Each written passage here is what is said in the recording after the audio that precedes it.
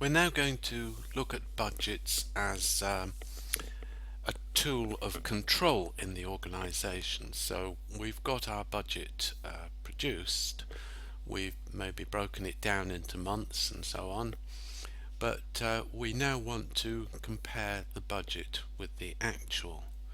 So this is an example of the original budget there and what actually happened. So the output given there as production and sales, of course that may be different, but is given as 1,000 units as an example, and the actual is given as 900 units.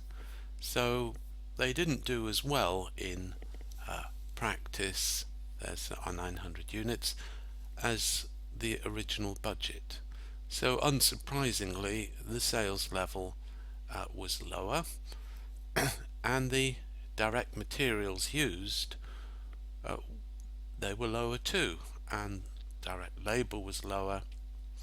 Fixed overheads, however, was a bit higher. Now, in managerial meetings, sitting round the table, the managing director might look at this and say, oh, well, actual was less than the original budget, so it was cheaper.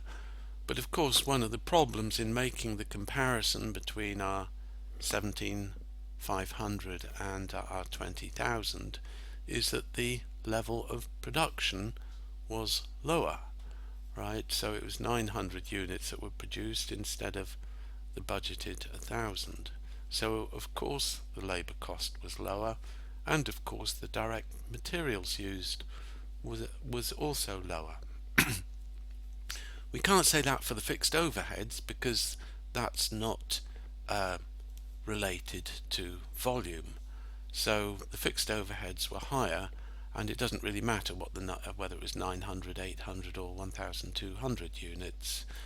The fixed costs are fixed in relation to output. So we can do a direct comparison of the original budget and the actual for fixed overheads, but for direct materials and labour we've got this problem that that we actually produced less, so obviously our costs were lower. So how do we solve this? Well, we solve it by introducing what we call a flexed budget, and you can see from the top line immediately what that is, and it's a recasting of the budget under the title "What if our actual units was the same as the budget units?" So we reduce our budget units in this case to the actual. If actual was higher, then we would raise it. So we adjust our units from 1,000 down to 900 because the actual was 900. And then we adjust all the other figures except our fixed overheads.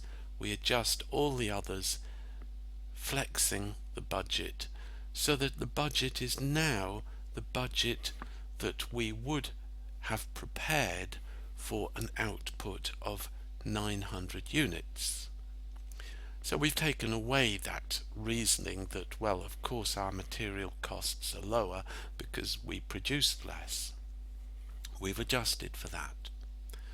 So our sales revenue is lower, and for the 900 units our revenue should have been 90,000, it being £100 per unit, and so on that basis it should be 90,000, but in fact our revenue was a bit higher than that. So the difference, since the volume is the same, the difference must have been in the price, so they got a slightly better price. Now you have to remember that sales is typically sales of a range of goods in an income statement, so the truth of it is probably that they sold rather more of the more expensive items in the range than they budgeted for. So that is probably accounts for the higher 92,000 compared with the 90,000. Now those are called mix variances. The mix changed to the slightly more expensive one. So looking at the others and perhaps just thinking more in terms of a single unit, we can see that our direct materials should have been 36,000 for 900 units, and in fact it was 36,900 for 900 units. So our sales material cost was slightly higher than expected. Our direct labour was in actual fact slightly more expensive than we expected. So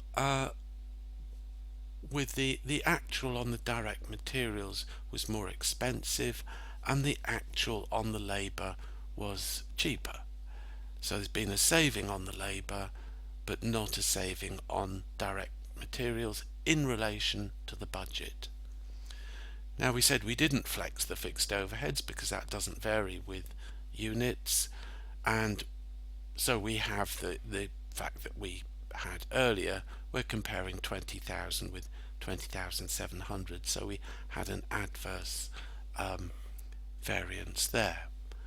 So we can construct a variance analysis statement that compares the actual with the flexed, and we flex it, as we said, so that the units were the same, and we produce price and quantity variances for the various costs, and these variances can be quite sophisticated. We did suggest mixed variances as well, and these will compare the actual with the flexed budget, allowing for the fact that production has been reduced.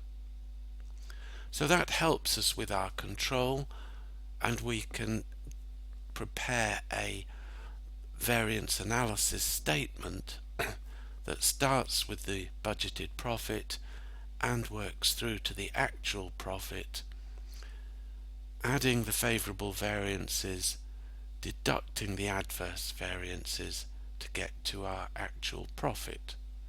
So going back to our statement here, we would start with the original budget profit there. We would then go from here to our 16,000 there, so there's an adverse profit variance due to the volume variance, and this is sometimes called the sales margin volume variance, but we don't go into that level of detail here. So the first step is from here to here, and then to get to there, instead of doing it in one go, we go through all these variances, which should add up to the difference between the 16,000 and the 16,900. So all those red arrows, the variances, will add up to a total adverse variance of 900. In that way we start with our budgeted profit, and we work out all the variances, that and all these will take us eventually to our 16,900, and so we go from budget profit to actual profit. How important is this? Well, you've got to understand that what you see in the textbooks is not necessarily going to be what you see in practice. As you can see there, 33% think it's important, and we've got 67% who think it's either moderately important or not important. These things differ according to what industry you're in, and this is just the food and drinks industry. So in other industries it might be everyone thinks it's not important, or occasionally everyone thinks it is important. I work for a manufacturing company, and What we did was simply compare the original with the actual, and we didn't flex the budget. And I think a lot of companies probably do that. Why didn't we flex it? It was too much trouble for what it was worth. And you've got to remember that in practice, businesses do what helps them. If they find it doesn't help them, then they stop doing it. And so that they don't work according to the textbook. And that's, of course, the source of a lot of research.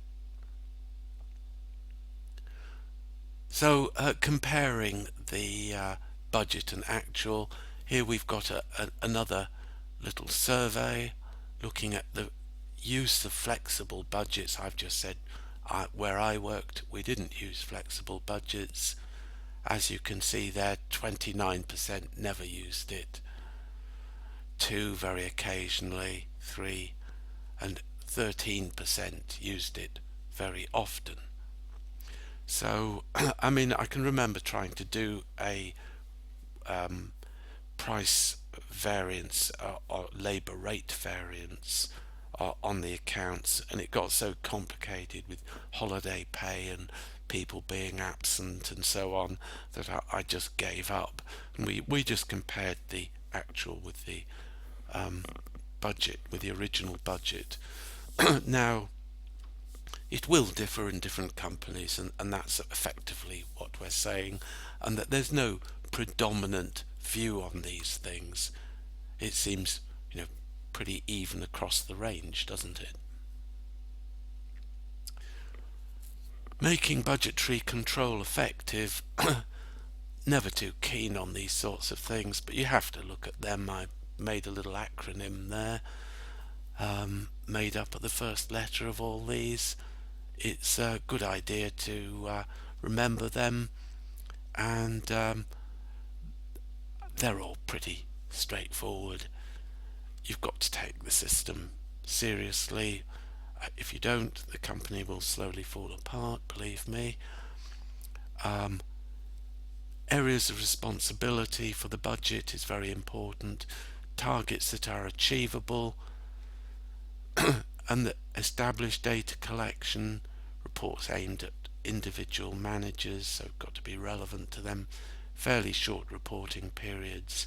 If it's too long, issues happened in the past that have been solved and nobody's interested in looking at history. So they've got to be timely, and for that the reporting period has got to be relatively short. And proof of the value of a budget if decisions are being taken as a result of the budget. If nobody ever takes any action as a result of the budget, then it's going to fall into disuse. So have a look at these, think about these in relation to the budgeting process. Now, setting a budget is a behavioural exercise. You can set a budget that is unrealistic. Managers throw their hands up in the air and say, well, we can't possibly do that. You can set a budget that's very easy. Managers throw their hands out in the air and say, we can't possibly do that. But secretly they think, oh, I'll manage that one quite easily. Everyone wants to beat the budget. Nobody likes to have adverse budget variances.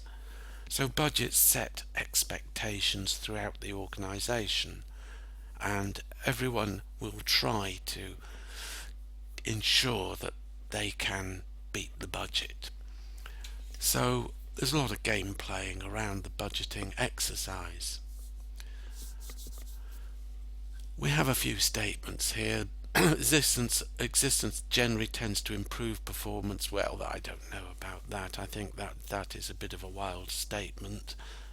With small organisations, you really don't need to have a budgeting exercise. I know with the credit union I work with, we thought of a budget, and I said to them, well, it's a lot of work and it's just one office. Everyone knows what's going on and where the problems are, so there's really no need for it. So we just compared this year with this month with what happened the same month the previous year, and that gives us some idea as to how we're performing. Then setting the budgets, as we said, it can be demanding yet achievable, or it can be unrealistic. Obviously you would prefer to have demanding but achievable. We'll have a look at a diagram in a moment on that point.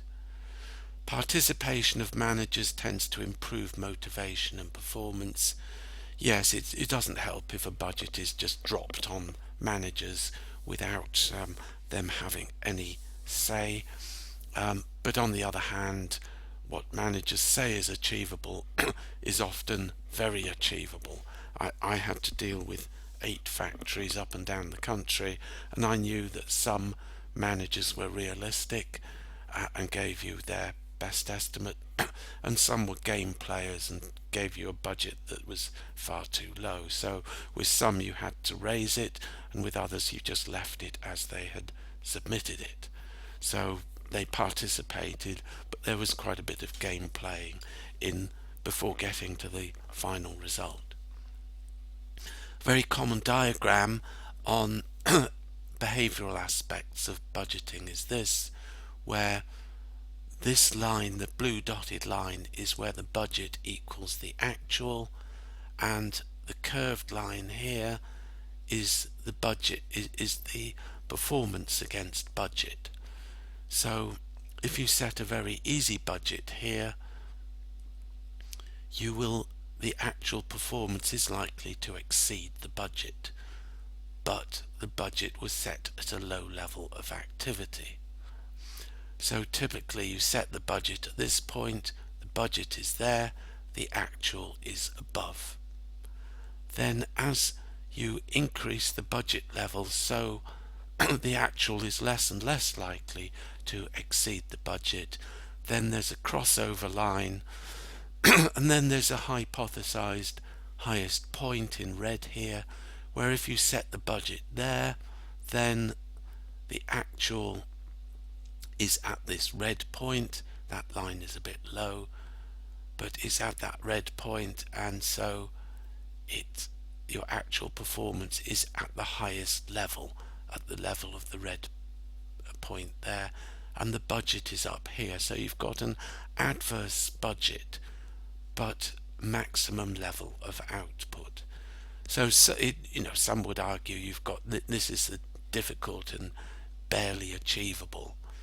Whether this works on an intertemporal basis, year in, year out, people would soon realize that you're just setting a difficult budget and nobody really expects you to make it. I mean, I think year in, year out is probably best to set a budget that is achievable around about the crossover point on a year-on-year basis. There's no set rules here, no set findings. It is a matter of game playing, but generally the ballpark figure should be reasonably realistic, and therefore the budget should be sort of around this area.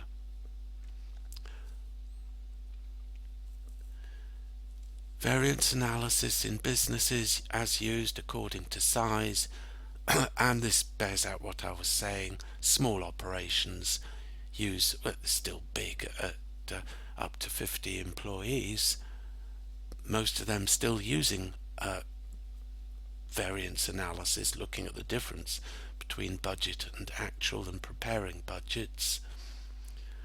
But it gets more and more significant with larger and larger companies. So that's the finding in that particular report. Okay, that concludes our look at budgeting.